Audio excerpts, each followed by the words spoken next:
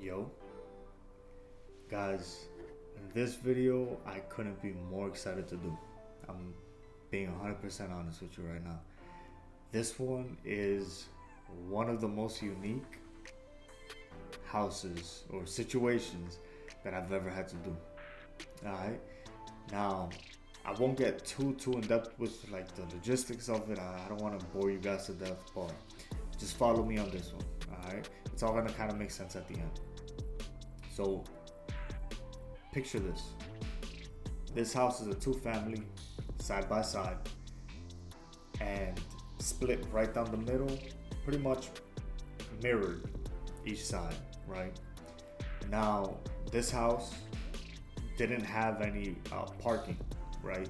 The city did have deeded spots, so they had their assigned, parking spots with their own signs and all that on the street though, right? It wasn't off street.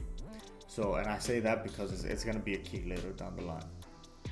So, this client of mine, a long-term client, like I've helped him, his family, and daughters, even like grandchildren buy houses.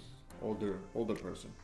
So, long-term client, and he had this two-family, and someone told him that he'd make more money if he took that two-family, that side-by-side two-family, and split it into condo. He condoized it, right?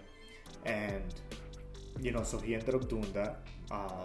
Consulted with an attorney, got the both units condoized, got the master insurance policy and all that good stuff. So he ended up going through with it, but he didn't consult me with it, right? He just went by word of mouth, not by a professional. He just went by what one of his friends or one of his people told him to do, and he just pulled the trigger and ended up doing it. All right. So in total, he ended up spending over $20,000 just in attorney fees, right? So $20,000 are in attorney fees, contractor fees, inspection fees, and all that type of stuff to get it done. I'm looking back and forth on my notes here, guys. But he ended up spending, I think the exact number was somewhere up in the 27 range, around that price to condoize this, spending money on the attorneys with the city, inspectors, permits, master insurance policies, and all that type of stuff. And I say all that to say this, right? At that time, could he have sold the two-family as is for a good amount of money? 100%. 100%. He didn't have to condoize it, split it in half, go through that motion, spend all of that money out of pocket to maybe recoup it later down the line. Alright, so what he ended up doing was obviously going through with it, like I said, separating it, and then listing or selling each side individually.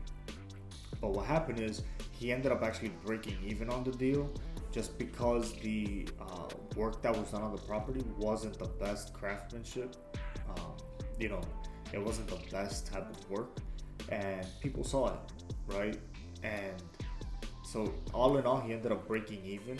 If he would have sold the house as a two-family, he would have made the same amount of money that he made from condoizing it, after all those expenses and all that type of stuff. He ended up breaking even pretty much.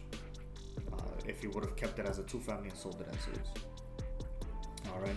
So, he went through all that headache, all of that work, all of that extra stuff, pretty much not for nothing, right? And it's just something that you should think about, guys. And the reason why I wanted to make the video is because just consult with your experts. Don't just go by what somebody that you might know or somebody that you might trust. They're not in the business. They don't know the ins and outs of it. They don't know the logistics. They don't know the costs. They don't know that stuff. They just, throwing ideas out there because they probably heard it on a video, or because they probably saw, something that told them that, or heard this or heard that. Don't go by that, guys. Listen to your professionals. Consult with them first. All right. So, that's really my thoughts at the time. Is just be careful who you take advice from. Right? Not always are people looking out for you, your best interest, and what's best for you. All right. So just be mindful of that, guys. And let me know if you've had success, by condoizing units, you know, whether it's a 2, 3, 4, maybe even a bigger apartment complex, let me know. I'd love to hear it. I'd love to hear what went, down with that and how it kind of played out. So, but yeah, guys, that's pretty much it on this one. Be sure to like, comment, subscribe. All right, guys, I'll see y'all in the next one. Take care.